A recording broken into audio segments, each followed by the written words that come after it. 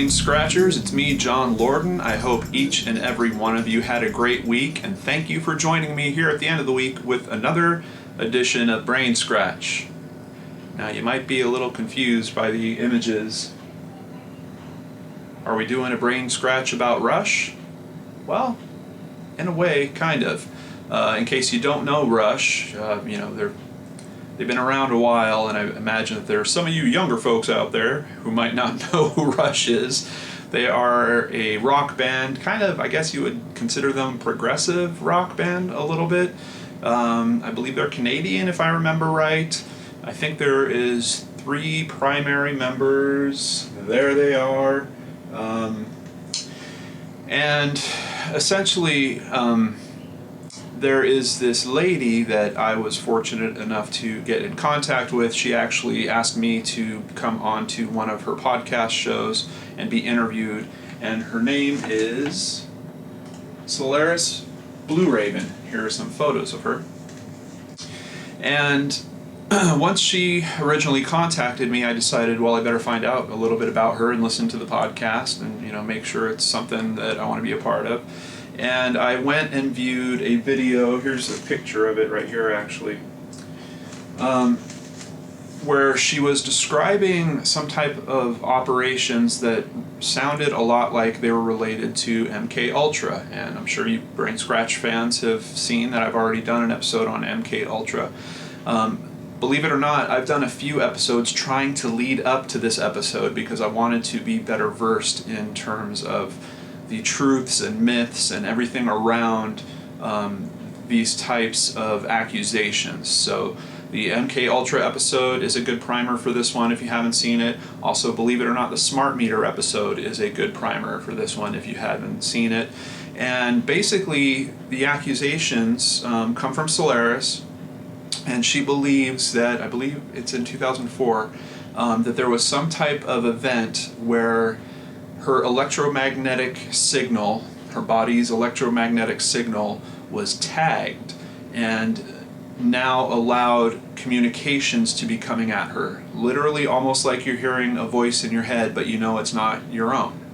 Now, I know first reaction for a lot of people is, wow, that sounds like some type of emotional disorder or psychosis happening of some kind.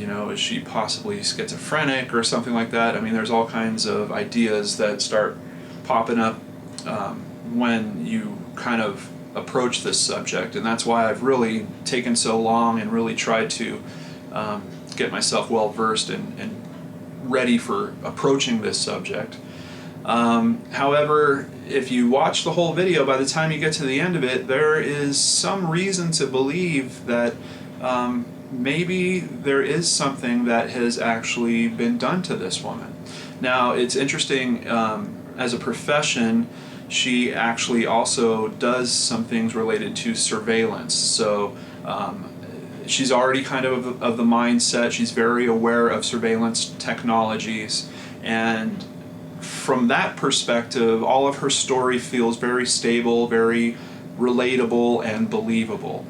She even went as far as contacting the head of security for Rush, and she specifically thought that the drummer Neil Peart was communicating with her using this method, and she was asking the head of security to try to help her to make this stop because it was essentially wrecking her life. She went through a divorce. Her mother, I think, also died that year. She says that some of the communications she was receiving seemed to be using her mother's voice, which is a real scary thought if you think about MK Ultra projects and mind control and the possibility for someone to essentially send messages to you using a familiar voice like that. It really trips me out to think about.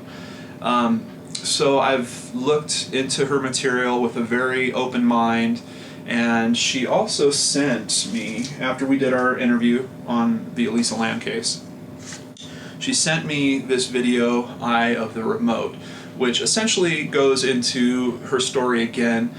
It's a bit more polished and finished than the YouTube video, and it also includes near the end where a friend of hers comes over and they try to conduct some scientific experiments to show that something is really going on with her electromagnetic frequency, and possibly even her having implants implanted in her. We're going to touch on that a little bit later.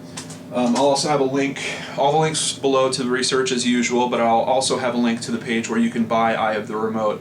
And essentially, I feel like if you watch the YouTube video, I'm also going to have a link down there.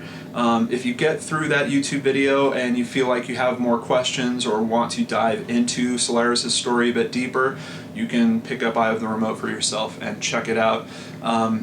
She also sells books on Amazon, so you can look her up as an author there and see books. Most of her books specialize in this area about this new term that I'm just becoming familiar with, synthetic telepathy, which when I first heard it, I was kind of like, ooh, that sounds like a term from a sci-fi movie, you know, just sounds kind of drummed up. But as you're going to see in the research today, it's very real and it's already happening. But we're going to talk about the conditions of that, and does Solaris' story kind of mash up and meet up with all that. So let's get started. First off, I have this article from the Harvard Science Review, and this was published just in 2014. I'm not really going to dive into anything specific about this article, but just know that it is a subject that universities are researching regularly. A lot of funds have been donated to specific researchers that have done some tests that have showed some promise, and I found several articles relating to the ethics of it and starting to ask questions about its implications in terms of society. Are we all going to get wired directly to the internet? What's it going to be like to have messages, you know, just coming at you? Can you control other devices with it? We're going to answer some of those questions a little bit later. There are great implications if you think of the medical community, for example, someone that may have lost a limb and potentially using thought waves and brain waves to control prosthetics. And of course, as usual, there are military implications, which is going to take us to our next link here. Army developing synthetic telepathy.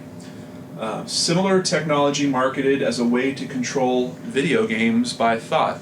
I can also let you know that the company that I worked for previously, which I also sold some invention ideas and I have some patents with, I know for a fact that they are also looking into this technology essentially for controlling what you watch on television. Like if you go to your cable guide and you're flipping through channels, they want to make it so that you can do all that just with thoughts instead of reaching for a remote and doing it. But even when I heard that, I was just like, man, the implications around that. Is it really that hard for me to hold the remote?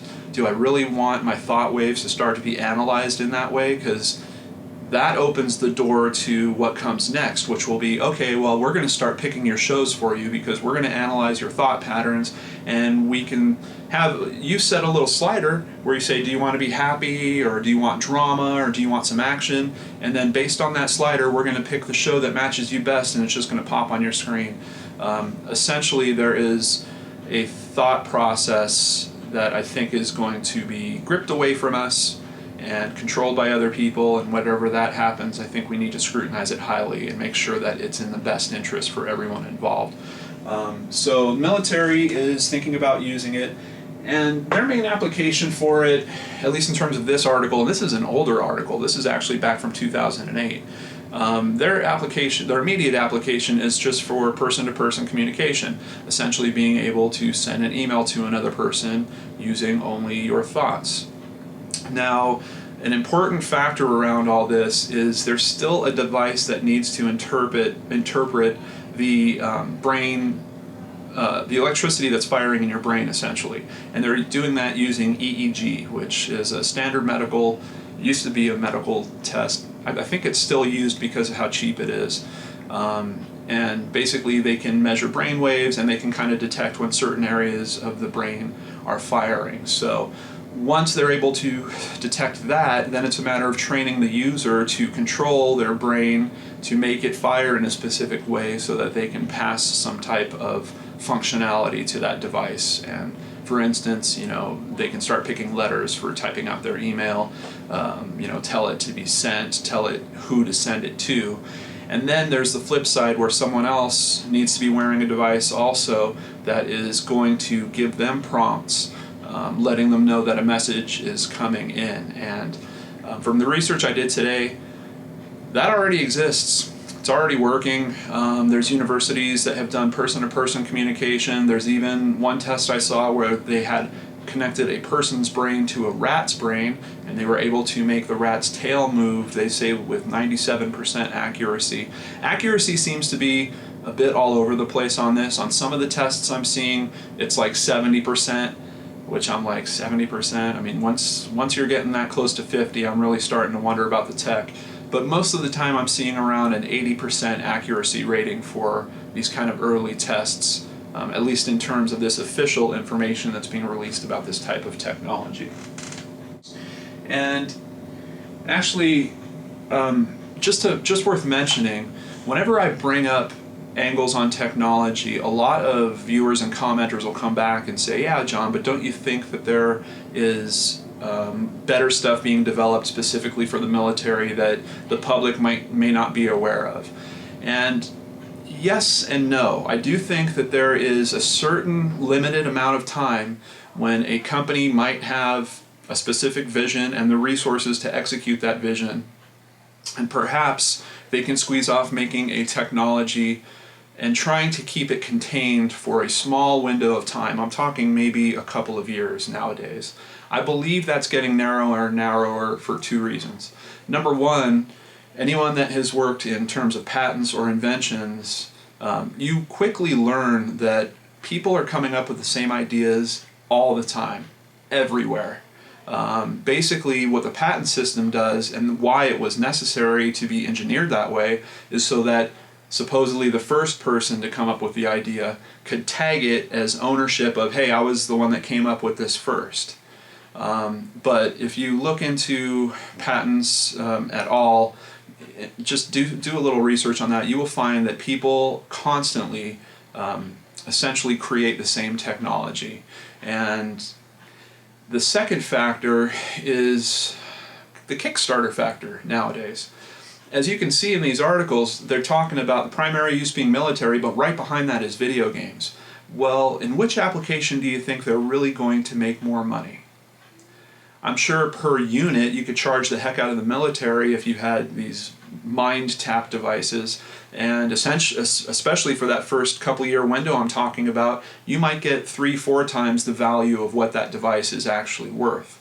But when you consider about the mass appeal of selling that same technology to a huge worldwide market like video games, all of a sudden that balance starts to tip. And nowadays we have the Kickstarter factor, which is essentially, if I've got two inventors, one of them's a secret military guy and he's not telling anyone what he's working on, and this guy's out in the public, but they both think of the same thing and start developing it the same way, this guy before might have been screwed because of funding. Now that's not the case anymore. Now he can go on Kickstarter if he's smart enough and has a good approach about his subject.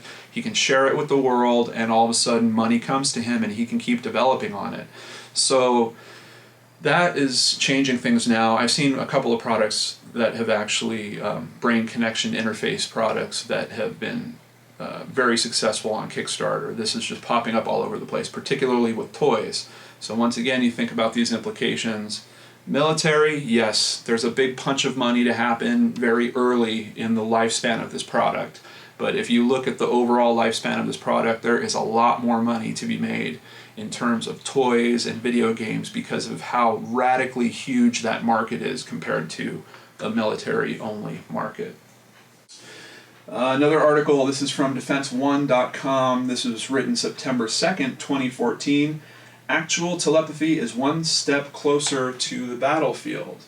And here you can kind of see a headset he's wearing, and you'll see these little dots on it. Those are the actual receivers to track the information that's going on within the brain. And essentially the more receivers you put on a person's scalp, and the better that they're contacted to their scalp, the better the information they can get that's going on within your brain. So a lot of these devices have some type of head strap. We're going to get into the existing toys a little bit later, but something I found that's really cool in this article is the University of Wisconsin has a researcher named Adam Wilson who in April of 2009 used EEG to send a tweet. Here's a picture of it right here, using EEG to send tweet. He did state that you have to press a button 4 times to get the character you want, so this is kind of a slow process at first. Once again, it's not essentially like it's reading your brain and you can just think up a sentence and all of a sudden the sentence spills on the screen. There's an interface trick that you have to learn about what you do in your brain to get it to happen on screen. But a tweet has already been sent using this technology. So this is where I was thinking, okay, well, if this technology is already being used like that, there's got to be toys for it, right? And I had this little tickle in the back of my brain. I thought that there was a Star Wars toy that was already, it was like a headset you would wear and a base that had a column that had a little ball in it, and if you thought the right way, you could get the ball to levitate using a little fan that was blowing air under this foam ball. And I found this article at Scientific American. This is back from 2012. 6 electronic devices you can control with your thoughts. And the first one on it, the Star Wars Science Force Trainer, which is only $35 according to this article. I'm sure it's even cheaper now. It's been out for several years. There's also a Mattel game called MindFlex, the MindFlex Dual, Neural Impulse Actuator. And then you get into these Mindsets, which is now a Bluetooth headset that has an open API to it. So if you're a programmer, it gives you all the hardware and open accessibility to the software, so then you can write an interface to make it do anything. If you want to have a thought that brings up your web browser, you could do that. Maybe if you wanted, if you could type a tweet, you might even be able to write an interface that allows you to type a web address, and all of a sudden now you're cruising the internet using only brain instead of all that pesky movement from your mouse hand. So in one way, I know I'm being a little facetious with it, in one way it's pretty exciting to me because these are literally, at least in terms of the consumer market, these are kind of baby steps needed to get to those next layers of, thinking thinking a whole sentence and having that sentence spill right out. One company that ran a Kickstarter has a remote-controlled helicopter and with a headset, and basically you're able to fly the helicopter with the headset. Now, from the examples I've seen, it's not like you can fly it and control it and make it go left, right, up, down, forward, and backward. Most of these devices are doing a very simple binary type response. You can make it go up, you can make it go down. That's about it.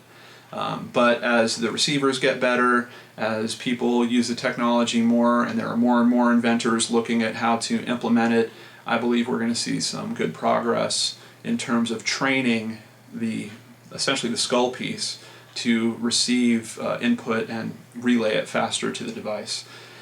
There was this program called Dragon Naturally Speaking that was kind of brought up in this conversation, and I don't know if you remember that, but from the early days of voice capture, there'd be someone that instead of typing on a keyboard in Microsoft Word, if you were a horrible typist, you could get this Dragon Naturally Speaking software package, put on a headset, and you had to train it. And then once you trained it, you would be able to speak right into the headset and it would just spill right out on the page as if you were typing it basically as fast as you could speak. I think there's a very important component there where they need to get that software in place where you can essentially train the headset for my specific thoughts that I want to use to make the helicopter go up, down, and then hopefully you can get more thoughts going to make it go forward, left, right, all that good stuff. But as you can see, in terms of the consumer market, it is on one side of this equation, it's available. There is usually a physical device that needs to be connected to the person. So if we're going back to Solaris' story, this is quite a bit different than a pure psychic connection that is happening just person to person. She believes that Rush might have bought some type of older technology and they're experimenting with it and using it in essence to conduct surveillance on family members, to conduct surveillance on superfans, and she felt like she was being abused using that technology. She felt like it so much that that's why she reached out to the head of security, and essentially the head of security, it's really interesting here. He actually gave her Neil Peart's email address and said, let us know what's going on with this tech and contact us, and she did. And then all of a sudden they weren't replying, they weren't saying anything back to her, and it's almost like when they got enough of that email, I think she was hit with a restraining order. And she went and tried to defend the restraining order. Of course, no one listened to her side of the story, and it was left in place, but I believe it is now lapsed and expired. She has been able to overcome this using her own personal development. She's really into running, she's into martial arts, she has retooled her life. I believe she's moved a few times, and apparently now it is not affecting her in the same way. I'm not sure if it's not affecting her totally, but she's got it to at least where things are manageable and controllable for her. But she is still sharing the information very openly and trying to bring others to be aware of this. Now, one part at the end of the video, which I've mentioned a little bit before, she has someone bring some scientific instruments. I think I saw even a Geiger counter in there at one point. But I was kind of thrown, and I'm trying to stay open-minded to this like I do with everything that I look at. But I was really thrown when I saw him using a stud finder. Essentially, a stud finder is something you could buy at any Home Depot. The one that he was using was from Stanley, and you could use it on a wall to detect where the studs are in the wall. Like if you're hanging a picture and you want to make sure to get a good solid nail in there, you use the stud finder and it'll tell you where the stud is, which is a wood stud that is behind the wall. He was using this on her body, and at first I just had this reaction of like, are you kidding me? A stud finder? What the heck? Who's to say that it wouldn't ring true on anyone's body? And that's one little shortcoming about the video, is that there was no control person. I really wish that they would have showed the stud finder being used on someone that wasn't having these experiences, particularly in the same places that it detected a stud, as it did when they were doing it on Solaris. And there were several points on her body where the stud detector went off. I did some research on this. It's really not easy to find any research about using stud finders on people. However, MythBusters did it, I believe in their 2003 series. The myth was, when going to donate blood at the Red Cross, people are actually secretly having mind-controlling microchips implanted in their bloodstream that can be detected with a stud finder. And the notes on it, first of all, the status is busted, but not for the reason you'd think. The notes on it are, while a stud finder can find microchips, like those used to track pets, embedded in flesh, none were found after the pair donated blood at the Red Cross. So believe it or not, stud finder being used on a person, not so wacky. How does it fit in with Solaris' story? I'm not sure, because as I mentioned, she was looking at it from it being a purely psychic connection. But if he's saying he found chips, were they possibly implanted in her at some point? If she had undergone some medical procedure or something, and did that enable the communication? Because from all the research I've done, you need to have some version of localized hardware to process the EEG information. Or is this technology that is not available publicly, like I said before, and we do have some type of black box secret lab technology that is being used there? I'm really not sure. I know this is a controversial subject. If you look at her ratings on Amazon for her books, it's very interesting. People either love her or they completely dismiss her. It's like everything is 5s or 1s. Interestingly enough, her 5s seem to be the majority of the votes most of the time, and if you look at the comments that are only 1 star, it's pretty much people dismissing her, thinking that she's having some type of emotional disorder or something like that. Personally, I'm of the mind that something is going on here. I don't really know if it's related to Rush, and I'll tell you, remember that part before where I told you she recognized that they were using her dead mother's voice to send messages?